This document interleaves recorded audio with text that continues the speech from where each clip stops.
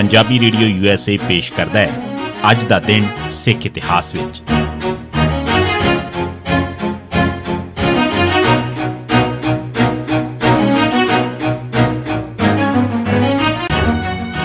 ਸਿੱਖ ਇਤਿਹਾਸ ਦੀਆਂ ਘਟਨਾਵਾਂ 'ਚ 15 ਜਨਵਰੀ ਦਾ ਦਿਨ। 1767 ਜੱਸਾ ਸਿੰਘ ਆਹਲੂਵਾਲੀਆ ਨੇ ਅਹਿਮਦ ਸ਼ਾਹ ਨਾਲ ਦੋਸਤੀ ਕਾਇਮ ਕਰਨ ਤੋਂ ਨਾਂਹ ਕੀਤੀ। ਦਸੰਬਰ 1766 'ਚ ਅਹਿਮਦ ਸ਼ਾਹ ਦੁਰਾਨੀ ਨੇ 8ਵੀਂ ਵਾਰ ਪੰਜਾਬ ਤੇ ਹਮਲਾ ਕੀਤਾ। ਉਹ 22 ਦਸੰਬਰ ਦੇ ਦਿਨ ਲਾਹੌਰ ਪੁੱਜਾ। ਸਿੱਖਾਂ ਨੇ ਉਸ ਨਾਲ ਟੱਕਰ ਲੈ ਕੇ ਨੁਕਸਾਨ ਕਰਵਾਉਣ ਦੀ ਬਜਾਏ ਲਾਹੌਰ ਛੱਡ ਜਾਣ ਦਾ ਫੈਸਲਾ ਕੀਤਾ। ਸੋਭਾ ਸਿੰਘ, ਲਹਿਣਾ ਸਿੰਘ ਤੇ ਗੁੱਜਰ ਸਿੰਘ ਭੰਗੀ ਲਾਹੌਰ ਤੋਂ ਚਲੇ ਗਏ। ਉਹ ਜਾਣਦੇ ਸੀ ਕਿ ਅਹਿਮਦ ਸ਼ਾਹ ਬਹੁਤੀ ਦੇਰ ਉੱਥੇ ਨਹੀਂ ਰਹੇਗਾ, ਇਸ ਕਰਕੇ ਉਸ ਨਾਲ ਬੇਵਜ੍ਹਾ ਟਕਰਾਅ ਕਰਕੇ ਤਾਕਤ ਗਾਉਣੀ ਠੀਕ ਨਹੀਂ। ਅਹਿਮਦ ਸ਼ਾਹ ਕੁਝ ਦਿਨ ਲਾਹੌਰ ਰਿਹਾ ਤੇ ਉਸਨੇ ਸ਼ਹਿਰ ਦੇ ਲੋਕਾਂ ਤੋਂ ਸਿੱਖ ਹਾਕਮਾਂ ਦੇ ਮੁਸਲਮਾਨਾਂ ਤੇ ਹੋਰ ਸ਼ਹਿਰੀਆਂ ਨਾਲ ਸਲੂਕ ਬਾਰੇ ਪੁੱਛ ਪੜਤਾਲ ਕੀਤੀ ਤਾਂ ਤਕਰੀਬਨ ਹਰ ਇੱਕ ਨੇ ਹੀ ਸਿੱਖਾਂ ਦੀ ਰਜਵੀਂ ਤਾਰੀਫ ਕੀਤੀ। ਲੋਕਾਂ ਨੇ ਇਹ ਵੀ ਦੱਸਿਆ ਕਿ ਜਿਸ ਦਿਨ ਈਦ ਦਾ ਤਿਉਹਾਰ ਸੀ ਉਸ ਦਿਨ ਸਿੱਖ ਹਾਕਮਾਂ ਨੇ ਮੁਸਲਮਾਨ ਕਾਜ਼ੀਆਂ, ਮੁਫਤੀਆਂ ਤੇ ਇਮਾਮਾਂ ਨੂੰ ਪੱਗਾਂ ਬਖਸ਼ਿਸ਼ ਕੀਤੀਆਂ ਸਨ।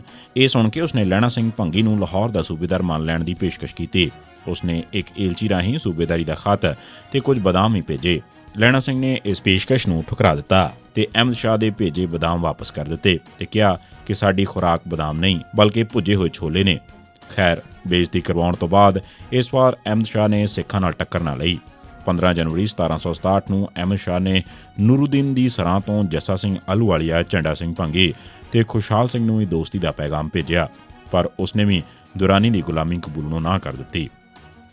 1872 ਕੂਕਿਆਂ ਦਾ ਮਲੇਰਕੋਟਲੇ ਤੇ ਹਮਲਾ। ਜਨਵਰੀ 1872 'ਚ ਕੂਕਾ ਆਗੂ ਰਾਮ ਸਿੰਘ ਹੋਰਾਂ ਨੇ ਕੂਕਿਆਂ ਨੂੰ ਪਹਿਲੀ ਮਾਘੀ 13 ਜਨਵਰੀ ਦੇ ਦਿਨ ਭੈਣੀ ਸੱਦ ਕੇ ਇਕੱਠ ਕੀਤਾ। ਇਨ੍ਹਾਂ 500-700 ਕੂਕਿਆਂ ਦੇ ਇਕੱਠ ਵਿੱਚ ਗੁਰਬਾਣੀ ਕੀਰਤਨ ਤੋਂ ਸਿਵਾਏ ਹੋਰ ਕੁਝ ਨਾ ਹੋਇਆ। ਕੋਈ ਸਿਆਸੀ ਗੱਲ ਬਿਲਕੁਲ ਨਾ ਹੋਈ।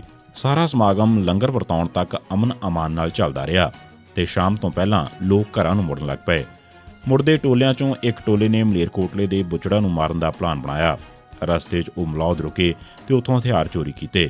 ਇਸ ਮਗਰੋਂ ਉਹਨਾਂ ਨੇ 15 ਜਨਵਰੀ ਨੂੰ ਮਲੇਰਕੋਟਲਾ ਦੇ ਖਜ਼ਾਨੇ ਤੇ ਹਮਲਾ ਕੀਤਾ। ਇਸ ਮੌਕੇ ਉੱਥੇ ਤਾਇਨਾਤ ਅਮਲੇ ਨੇ ਉਹਨਾਂ ਦਾ ਟਾਕਰਾ ਕੀਤਾ। ਇਸ ਲੜਾਈ 'ਚ 7 ਕੂਕਿਆਂ ਸਣੇ ਪੁਲਿਸ ਅਤੇ ਕੂਕਿਆਂ ਦੋਹਾਂ ਦੇ ਕਾਫੀ ਬੰਦੇ ਮਾਰੇ ਗਏ। ਰਾਮ ਸਿੰਘ ਆਪ ਅਜਿਹੀਆਂ ਦਹਿਸ਼ਤਗਰਦੀ ਦੀਆਂ ਕਾਰਵਾਈਆਂ ਦੇ ਵਿਰੁੱਧ ਸਨ। ਉਹਨਾਂ ਨੇ ਅੰਗਰੇਜ਼ੀ ਪੁਲਿਸ ਨੂੰ ਵੀ ਇਸ ਦੀ ਇਤਲਾਹ ਦਿੱਤੀ ਤੇ ਕਿਹਾ ਸੀ ਕਿ ਅਜਿਹੇ ਚੇਲੇ ਉਹਨਾਂ ਦੇ ਆਖੇ ਵਿੱਚ ਨਹੀਂ ਹਨ। ਰਾਮ ਸਿੰਘ ਹੋਰਾਂ ਨੇ ਗਾਂ ਦੀ ਪੂਜਾ ਜਾਂ ਸਮਾਧਾਂ ਢਾਉਣ ਦੀ ਹਮਾਇਤ ਵੀ ਨਾ ਕੀਤੀ। 1920 ਮਗਰੋਂ ਕੂਕੇ ਆਪਣੇ ਆਪ ਨੂੰ ਨਾਮਧਾਰੀ ਲਿਖਣ ਲੱਗ ਪਏ ਸਨ। 1984 ਇੰਦਰਾ ਗਾਂਧੀ ਨੇ ਜਨਰਲ ਵੈਦਿਆ ਨੂੰ ਦਰਬਾਰ ਸਾਹਿਬ ਤੇ ਹਮਲਾ ਕਰਨ ਦੇ ਹੁਕਮ ਦਿੱਤੇ। ਇੰਦਰਾ ਗਾਂਧੀ 1977 'ਚ ਬੁਰੀ ਤਰ੍ਹਾਂ ਚੋਣ ਹਾਰ ਮਗਰੋਂ 1980 'ਚ ਦੁਬਾਰਾ ਤਾਕਤ 'ਚ ਆਈ ਸੀ, ਪਰ ਹੁਣ ਵੋਟਰਾਂ ਨੇ ਉਹਨਾਂ ਦਾ ਅਸਰ ਕਬੂਲਣਾ ਘਟਾ ਲਿਆ ਸੀ। ਅਗਲੀਆਂ ਚੋਣਾਂ 1985 'ਚ ਹੋਣੀਆਂ ਸਨ ਤੇ ਹੁਣ ਉਸ ਕੋਲ ਚੋਣ ਜਿੱਤਣ ਵਾਸਤੇ ਕੋਈ ਨਾਅਰਾ ਨਹੀਂ ਸੀ। ਉਸਨੇ ਪਹਿਲਾਂ ਤਾਂ ਸ੍ਰੀਲੰਕਾ ਤੇ ਹਮਲਾ ਕਰਕੇ ਤਾਮਿਲਾਂ ਦਾ ਦੇਸ਼ ਕਾਇਮ ਕਰਨ ਦੀ ਸਕੀਮ ਬਣਾਈ, ਜਿਵੇਂ ਉਸਨੇ 1971 'ਚ ਬੰਗਲਾਦੇਸ਼ ਬਣਾਉਣ ਵੇਲੇ ਕੀਤਾ ਸੀ।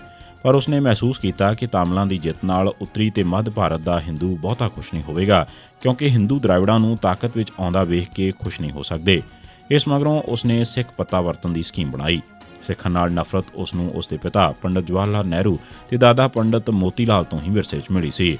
1966 'ਚ ਉਸਨੇ ਆਪਣੇ ਪਿਤਾ ਜਵਾਹਰ ਲਾਲ ਨਹਿਰੂ ਵਾਂਗ ਹੀ ਪੰਜਾਬੀ ਸੂਬਾ ਬਣਨੋਂ ਰੋਕਣ ਦੀ ਕੋਸ਼ਿਸ਼ ਵੀ ਕੀਤੀ ਸੀ। ਇਸ ਗੱਲ ਨੂੰ ਉਸਨੇ ਆਪਣੀ ਕਿਤਾਬ ਵਿੱਚ ਵੀ ਮੰਨਿਆ। 1981 'ਚ ਪੰਜਾਬ 'ਚ ਸਿੱਖਾਂ ਦੀ ਖਾੜਕੂ ਲਹਿਰ ਸ਼ੁਰੂ ਹੋ ਚੁੱਕੀ ਸੀ। ਇੰਦਰਾ ਗਾਂਧੀ ਨੇ ਇਸ ਬਹਾਨੇ ਹੇਠ ਪੰਜਾਬ 'ਚ ਫੌਜੀ ਐਕਸ਼ਨ ਕਰਨ ਦਾ ਇਰਾਦਾ ਕੀਤਾ, ਕਿਉਂਕਿ ਇਹੀ ਐਕਸ਼ਨ ਸੀ ਜਿਸ 'ਚ ਉਹ ਫਿਰਕੂ ਪੱਤਾ ਵਰਤ ਕੇ ਹਿੰਦੂ ਵੋਟਾਂ ਹਾਸਲ ਕਰ ਸਕਦੀ ਸੀ। ਇੰਦਰਾ ਗਾਂਧੀ ਨੇ ਪਹਿਲਾਂ 1983 ਦੀਆਂ ਗਰਮੀਆਂ 'ਚ ਫੌਜ ਦੇ ਜਰਨੈਲ SK ਸਿਨਹਾ ਨੂੰ ਦਰਬਾਰ ਸਾਹਿਬ ਤੇ ਹਮਲਾ ਕਰਨ ਵਾਸਤੇ ਪੋਜੀਸ਼ਨ ਪੇਪਰ ਤਿਆਰ ਕਰਨ ਵਾਸਤੇ ਕਿਹਾ, ਪਰ ਸਿਨਹਾ ਨੇ ਇੰਦਰਾ ਗਾਂਧੀ ਨੂੰ ਦਰਬਾਰ ਸਾਹਿਬ ਤੇ ਹਮਲਾ ਕਰਨ ਦਾ ਪਲਾਨ ਛੱਡ ਦੇਣ ਦੀ ਸਲਾਹ ਦਿੱਤੀ। ਇਸ ਤੇ ਇੰਦਰਾ ਗਾਂਧੀ ਨੇ ਇੱਕਦਮ ਉਸ ਨੂੰ ਫੌਜ ਦੀ ਕਮਾਂਡ ਤੋਂ ਖੋਹ ਕੇ ਆਰਮੀ ਹੈੱਡਕੁਆਰਟਰ 'ਚ ਤਬਦੀਲ ਕਰ ਦਿੱਤਾ। ਇਸ ਤੋਂ ਛੇਤੀ ਮਗਰੋਂ ਹੀ ਉਸਨੇ ਅਗਾਊਂ ਰਿਟਾਇਰਮੈਂਟ ਲੈ ਲਈ। ਫਿਰ 15 ਜਨਵਰੀ 1984 ਦੇ ਦਿਨ ਜਦ ਭਾਰਤੀ ਫੌਜ ਆਰਮੀ ਡੇ ਮਨਾ ਰਹੀ ਸੀ ਤੇ ਇੰਦਰਾ ਮੁੱਖ ਮਹਿਮਾਨ ਸੀ, ਤਾਂ ਇੰਦਰਾ ਨੇ ਜਨਰਲ ਵੈਦਿਆ ਤੇ ਸੁੰਦਰ ਜੀ ਨੂੰ ਦਰਬਾਰ ਸਾਹਿਬ ਤੇ ਹਮਲੇ ਵਾਸਤੇ ਪੋਜੀਸ਼ਨ ਪੇਪਰ ਤਿਆਰ ਕਰਨ ਵਾਸਤੇ ਕਿਹਾ, ਜੋ ਉਹਨਾਂ ਨੇ ਕਬੂਲ ਕਰ ਲਿਆ। ਇਸ ਤੋਂ ਇੱਕ ਹਫ਼ਤੇ ਮਗਰੋਂ ਹੀ ਫੌਜ ਨੇ ਵੱਖ-ਵੱਖ ਪਲਾਟੂਨਾਂ ਵਿੱਚੋਂ 600 ਸਭ ਤੋਂ ਵੱਧ ਸਿੱਖਿਅਤ ਕਮਾਂਡੋ ਚੁਣ ਕੇ ਦਰਬਾਰ ਸਾਹਿਬ ਦਾ ਮਾਡਲ ਬਣਾ ਕੇ ਹਮਲੇ ਦੀ ਤਿਆਰੀ ਸ਼ੁਰੂ ਕਰ ਦਿੱਤੀ। 15 ਜਨਵਰੀ 1991 ਦੇ ਦਿਨ ਪੰਜਾਬ ਪੁਲਿਸ ਨੇ ਗੁਰਮੁਖ ਸਿੰਘ ਉਰਫ ਫਤਿਹ ਸਿੰਘ ਲੀਡਰ, ਹਰਦਿਆਲ ਸਿੰਘ ਢੋਲਾ, ਵਾਰਸਵਾਲਾ, ਅਵਤਾਰ ਸਿੰਘ ਤਾਰੀ ਘੁੱਕੇਵਾਲੀ, ਮੁਖਵਿੰਦਰ ਸਿੰਘ ਬਟਾਲਾ, ਹਰਪਾਲ ਸਿੰਘ ਕਮਾਲਪੁਰਾ, ਜਸਪਾਲ ਸਿੰਘ ਬੱਬੂ ਤੇ ਗੁਰਨਾਮ ਸਿੰਘ ਜੰਗ ਭਗਤਪੁਰ ਗੁਰਦਾਸਪੁਰ ਨੂੰ ਨਕਲੀ ਮੁਕਾਬਲਿਆਂ ਸ਼ਹੀਦ ਕੀਤਾ। ਇਹ ਸੀ ਸਿੱਖ ਇਤਿਹਾਸ ਦੀਆਂ ਘਟਨਾਵਾਂ 'ਚ 15 ਜਨਵਰੀ ਦਾ ਦਿਨ।